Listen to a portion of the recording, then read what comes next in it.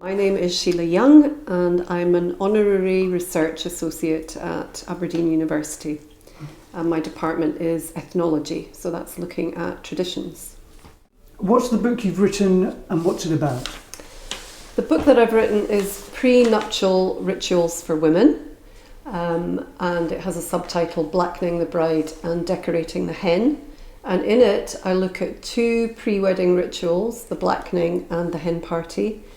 And I look at the form, the meaning and the function of those rituals from 1940 to the present day. Why did you start studying blackenings and wedding rituals? Well, I was doing an undergraduate course on custom and belief, and the professor at the time said, as a little aside when we were talking about pre-wedding rituals, he said, of course no one's ever looked at them in any great detail. And I thought to myself, now that would be absolutely fascinating. So some years later, when I was trying to pick a PhD topic, that came back to me, and I thought, yeah, that would be fascinating. And also it coincided with a newspaper headline that I saw in the Daily Star, which said something like, it was talking about the behaviour of hen parties in Spain. And it said something like slag nights.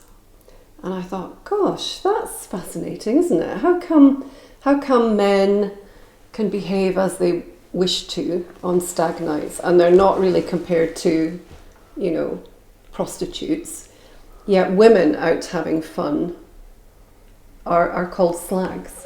Okay. So there's also a in your writing, in your book, is there a sort of conflict between feminism and masculine? Is there that?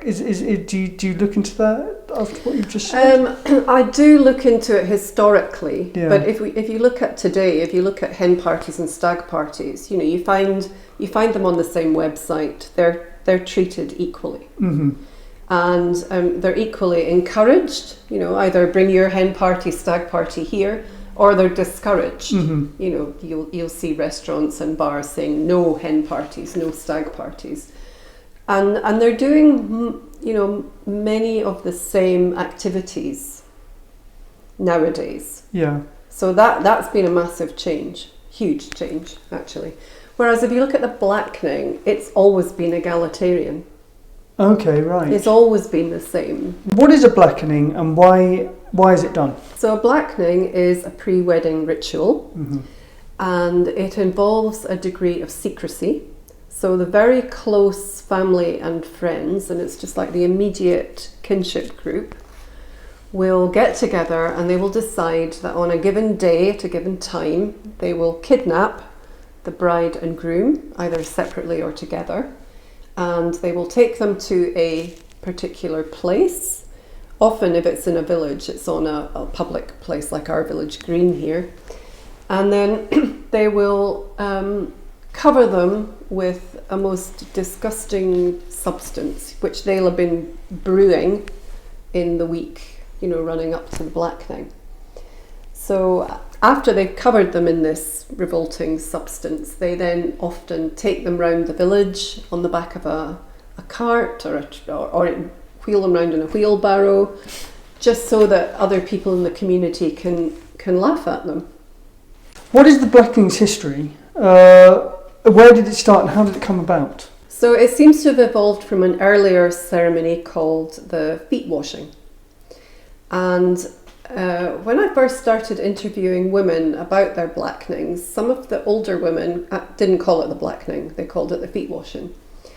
So it looks as if round about 1970 into 1980, it changed its name from feet washing to blackening. And the feet washing, the earliest record I could find was in the late 1600s, but I suspect it's been going for forever, actually. And so what happened was the night before the wedding, it was always on the eve of the wedding, the bride and the groom would have their feet washed separately because it was not considered good luck to see the person you're going to marry the night before the wedding. And Actually, it's not until you get into the 19th century that you start to hear accounts of blackening material being put on the feet. And that used to be soot that was taken from the chimney. And soot was supposed to contain these magical properties. So what you get with the feet washing is a basin of water. It could be cold, it could be hot. The legs and the feet being blackened, but then simultaneously, as some of your friends were blackening your feet, others would be rubbing them with a brush and cleaning them, and it was a kind of a game. And then I think what happened was this gradually developed through time, because at that point most people in the country were actually getting married in the winter time, because the demands of the fishing industries and the farming industries meant that summertime was the busiest time, so you couldn't get married then. So what that meant was that the feet washing was a ritual that was conducted indoors. But there were lots of changes with mechanisation, and then holidays came about eventually in the late 19th century, and people started to get married in the summertime. I think that then led to the ceremony moving out of doors. And once it moved out of doors, then all sorts of other things could come in, like escaping, trying to run away, being captured, causing more mess. Is the blackening primarily associated with the northeast of Scotland?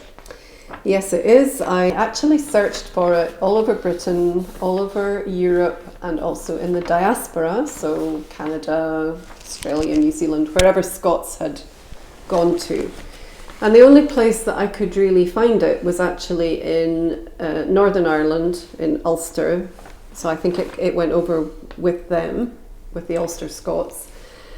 But it is uniquely Scottish, and men have tended to have been blackened all over Scotland, but women are different. You only really find women being blackened in the northeast of Scotland and the northern part of Scotland, right up to Shetland, Orkney, Caithness.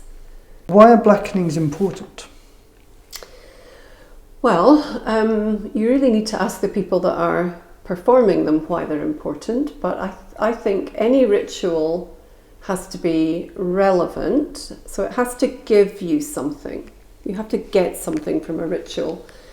And what I think the blackening gives you that, say, the hen and stag parties don't give you is a link with the past.